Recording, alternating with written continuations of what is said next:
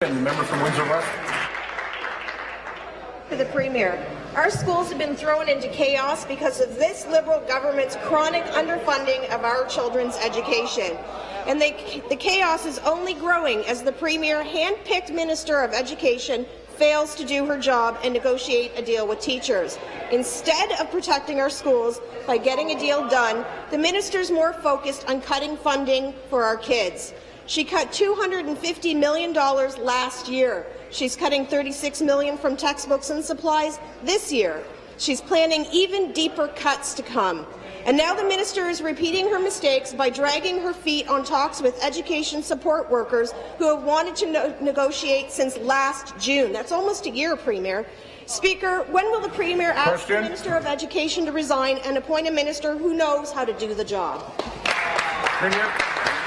Oh, Mr. Speaker, thank you very much. And I just say to the member opposite, you know, there has been negotiating going on. I understand that there are some discussions that haven't taken place yet, but Mr. Speaker, they will. And as I said, we are engaged in negotiating right now, Mr. Speaker. And Mr. Speaker, it's important that we have that collective bargaining process, that we find those deals at the table with the education workers, whether they're teachers, Mr. Speaker, whether they're support workers. They are all critical to the education of our children. And the Minister of Education is actively engaged in those negotiations right now, Mr. Speaker. What I would say to the party opposite, to the third party, is that, you know, there's a piece of legislation in front of us, Mr. Speaker, that will make sure that kids stay in school. It's very clear that that piece of legislation needs to pass in order for kids to be in school. I hope that they will be lending their support to that legislation, Mr. Speaker. Thank you. Supplementary. Thank you, Speaker. Back to the Premier. Premier, it was your mess that created where we are now, so you guys can fix it up. To the Minister of Education is creating more chaos in our children's schools by failing to do her job. Rather than negotiating a deal with teachers, she's cutting what matters most. $250 million cut last year. 88 schools closed since 2011, and millions cut from special education in schools right across this province. Now, we know that this Liberal government has put class size caps on the table, and families know that means one thing. It means even bigger class sizes and even less support for the students who need it most. The Minister of Education is creating chaos for students, and she needs to be fired today.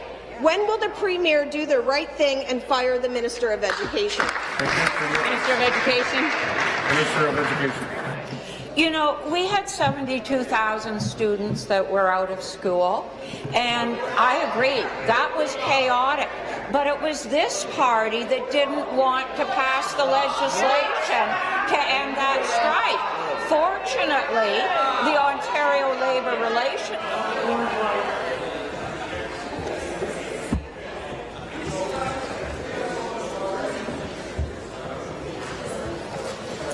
Finish, please. Fortunately, the Ontario Labour Relations Board ruled that it was an unlawful strike. The member from Essex, come to order. To report that yesterday we had 72,000 students back in schools. They're very professional teachers. Their professional teachers were back there in the classrooms doing their job teaching. My question is, the member from Windsor West, are we going to allow that strike to resume on June the 10th, or are we going to pass the legislation and teach the kids? Thank you.